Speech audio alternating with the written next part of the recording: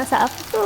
Korang mungkin terkejut yang cendawan ni bila masak rasa dia lebih kurang macam ayam. Jom hari ni kita masak cendawan King Oyster tumis belada bersama sayur campur. Semula kita kisarkan bawang besar, bawang putih, cili merah dan hijau, sedikit ikan bilis. Kita kisarkan kasar je, lebih kurang dapat macam ni. Lepas tu kita tumiskan dengan minyak sampai naik bau dan golden brown. Rasakan sedikit sos tiram dan tambah sedikit air. Sambung tumis sampai pecah minyak, boleh masukkan cendawan King Oyster dan masakkan dia seketika. Rasakan dengan garam secukup rasa. Kalau agak kering, tambahkan sedikit je lagi air. Boleh masukkan sayur kesukaan korang. Ni saya gunakan sayur brokoli, carrot dan kacang buncis. Masakkan sampailah ke sayur semua tu lembut. Jangan terlalu overcook. Kita nak bagi dia just nice je. Bila rasa semua dah balance, makanan siap untuk dihidangkan. Siaplah resepi kita hari ni, King Oyster tumis belada. Bukan setakat rasa macam ayam, scallop pun lebih kurang. Patutlah vegan selalu masak cendawan ni. Yang mana cari resepi yang healthy dan menu diet ini untuk korang. Untuk lebih lagi banyak resepi, boleh follow, like dan komen.